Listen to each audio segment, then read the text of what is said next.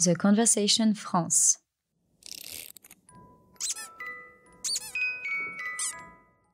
On l'appréhende, on la prépare, on l'accompagne. Et quel que soit l'état d'esprit dans lequel les familles se sentent le jour J, la rentrée en crèche est un tournant dans leur vie. Pour les parents, il s'agit de voir d'autres adultes entrer dans la vie de leur enfant. Pour les bébés, c'est le début de la vie en collectivité et le point de départ de multiples découvertes. Car les tout-petits ont d'incroyables capacités d'apprentissage qu'on prend mieux en compte aujourd'hui, mais qui conduisent parfois à des croyances un peu excessives, comme l'idée que tout se jouerait avant 6 ans. Avec Catherine Bouve, maîtresse de conférences en sciences de l'éducation à l'université Sorbonne Paris-Nord, on se penche sur cette attention à la petite enfance, qui se manifeste par un regain d'intérêt pour les pédagogies innovantes, comme on l'entend dans ce reportage de France 3 Grand Est. Lorsqu'ils renversent des choses, lorsqu'ils gribouillent et puis surtout lorsqu'ils ont envie de faire comme les grands, c'est-à-dire lorsqu'il y a des choses à nettoyer, à ramasser, on va laisser l'enfant autonome pour le faire. On va créer un environnement qui va donner envie aux enfants de faire de nouvelles expériences. Et lorsqu'ils se sentent capables de les faire, on va tout faire pour qu'ils puissent l'expérimenter. Au niveau de l'éveil, c'est vraiment intéressant parce que je trouve que les gamins évoluent beaucoup et on a vu la petite progresser vraiment en un rien de temps, la façon de parler, la façon de s'exprimer, de jouer, le contact avec les autres. On entend l'enthousiasme de cette maman par rapport aux activités proposées à son enfant. Il y a un réel engouement aujourd'hui pour le label Montessori. Est-ce que ça traduit une prise de conscience des besoins de l'enfant ? Alors, cet enthousiasme de cette maman fait plaisir à voir, bien entendu. Après, on peut se poser différentes questions à partir de ce qu'on vient d'entendre. La question des rituels, la musique, du bricolage qui amène vers une autonomie de l'enfant. Il y a une espèce d'injonction, en fait, à l'autonomie à l'âge de la plus grande dépendance de l'enfant, 0-3 ans. L'enfant est très dépendant de l'adulte. Ça renvoie à se poser la question sur vers quoi on veut éduquer l'enfant finalement. Reprendre comme ça des pédagogies et se revendiquer de la pédagogie Montessori, moi je suis un peu interrogative parce que cette pédagogie, elle date du début du XXe siècle. Elle est née dans un contexte qui est celui de l'Italie des années 1920. Voilà, donc à partir du moment où une pédagogie date et puis où elle est décontextualisée, quel sens ça prend. Ça renvoie à cette question-là où tout se joue, enfin cette affirmation que tout se joue avant 6 ans et on se revendique de telle ou telle pédagogie. Finalement, ce sont des accroches aussi de vendeurs de programmes en tout genre. Voilà, quand je dis ça, je jette pas la pierre aux professionnels qui s'approprient et qui cherchent à s'approprier le sens de travaux pédagogiques. Mais derrière l'étiquette, il peut y avoir différentes choses. Il peut y avoir véritablement des équipes engagées dans une réflexion pédagogique, comme il peut y avoir aussi des gestionnaires privés à but lucratif qui mettent cette étiquette parce que c'est très vendeur.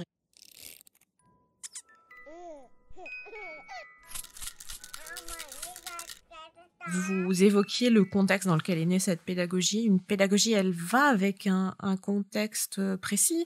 En fait, qu'est-ce que ça veut dire aujourd'hui de se réclamer de cette pédagogie Montessori ? Qu'est-ce qu'on met derrière comme grand mot d'ordre ? On n'a pas nécessairement besoin de Montessori aujourd'hui pour parler de la question de l'autonomie de l'enfant. Donc, qu'est-ce qu'on y met derrière ? Ça dépend des lieux d'accueil. Il y a des lieux d'accueil Montessori où on se targue aussi d'apprendre l'anglais aux enfants de façon précoce. Il y a une espèce de course à la précocité aussi qui peut se faire derrière ces arguments. Derrière cette insistance sur le label Montessori, il y aurait donc quelque part le rêve de l'enfant parfait. Donc on voit que cette fonction pédagogique des crèches, elle est aujourd'hui mise en avant, elle est importante et donc c'est positif, mais est-ce qu'on n'en fait pas parfois un peu trop ? Alors, je pense qu'il n'y a pas que Montessori, il y a des vendeurs de programmes pour développer les compétences linguistiques des enfants, pour des programmes qui sont aussi conçus pour apprendre aux enfants à jouer, comme s'il fallait apprendre aux enfants à jouer. Je crois qu'effectivement, il faut être vigilant qu'on ne passe pas de l'enfant, de cette représentation de l'enfant tube digestif hier à aujourd'hui une représentation de l'enfant qui serait plus qu'un cerveau sur pattes et qui pourrait ingurgiter des programmes pour lui permettre de mieux se développer. Là, il y a une espèce de course à l'enfant idéal, à l'enfant intelligent, épanoui, qui fait du sport, qui pratique un instrument de musique, qui est bien dans sa peau. Donc un enfant qui n'existe pas, parce que ça n'existe nulle part. Et je crois que oui, il faut être... Des collègues suisses ont écrit un ouvrage pour critiquer ces programmes qui s'intitule Plus vite, plus fort, plus haut. Je crois, voilà, c'est attention à cette course à la précocité pour permettre à l'enfant de vivre son enfance ici et maintenant. Ça renvoie vraiment à la question de à quoi et vers quoi on veut éduquer nos enfants pour notre société de demain. Je crois que c'est cette question-là que pose finalement l'orientation pédagogique de ces lieux d'accueil. Donc les crèches, aux yeux des parents, elles préparent le futur de l'enfant. Aux yeux de la collectivité, elles auraient aussi une autre fonction, celle de la lutte contre la pauvreté. Il y a eu un projet défini au niveau national autour des 1000 premiers jours qui fait suite au rapport rendu par Boris Cyrulnik. Et dans un des 5 axes qui a été défini, on peut lire que les crèches sont des moyens de lutte contre les inégalités et leur reproduction. Alors, par rapport à ça, quelles observations pouvez-vous faire? Bien, écoutez, oui, ce rapport des 1000 premiers jours est important et intéressant. Je voudrais dire quand même, attention, 1000 premiers jours, qu'on ne retombe pas justement sur cet impératif de tout se joue avant 3 ou 6 ans, et comme tout se joue avant les 1000 premiers jours, heureusement que non. Et souligner aussi l'importance d'une approche pluridisciplinaire du fait éducatif et ne pas uniquement centrer ce fait éducatif à partir des sciences cognitives ou d'une approche neuroscientifique. La question de la lutte contre la pauvreté, alors elle est louable, mais elle est bien plus complexe que ça. Je pense qu'on ne peut pas demander au lieu d'accueil de la petite enfance de résoudre à eux seuls la question de la pauvreté. Il faudrait aussi pouvoir travailler autour des conditions de travail, de l'accès au logement, etc. Les lieux d'accueil peuvent contribuer, peuvent apporter leur pierre, mais pas n'importe comment et pas à n'importe quelle condition.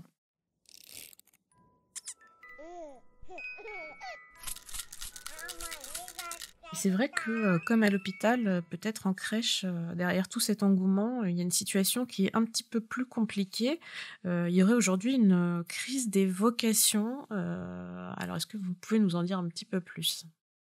Oui, entre guillemets, une crise de la vocation. C'est vrai qu'il y a beaucoup de lieux qui sont affectés par du manque de personnel, par de l'absentéisme, qui conduit à baisser la capacité d'accueil, qui conduit à fermer des sections. Comme l'hôpital, c'est quelque chose qui ne date pas d'aujourd'hui, mais dont on tarde à mesurer l'ampleur et à prendre des décisions significatives. Comme la plupart des métiers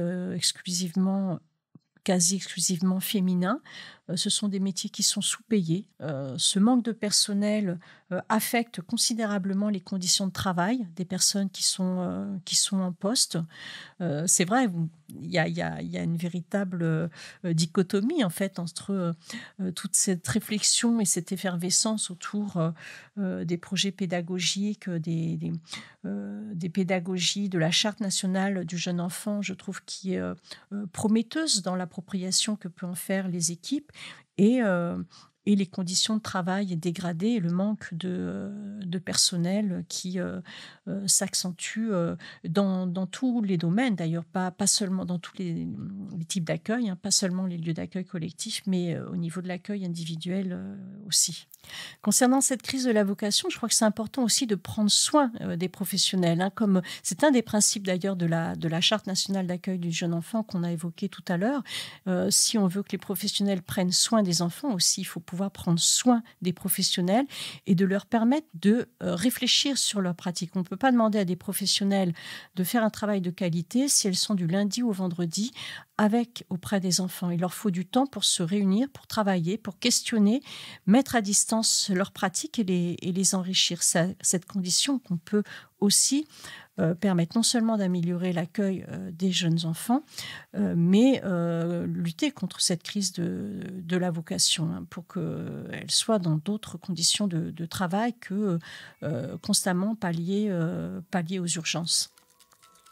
Donc on voit que la vision de l'enfant a évolué, qu'il y a des innovations pédagogiques qui sont assez enthousiasmantes, mais qu'il y a encore beaucoup de pain sur la planche.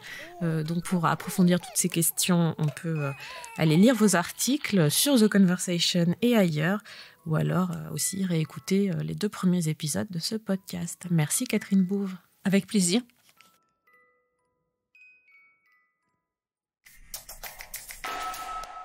The Conversation France. In Extenso est un podcast de The Conversation.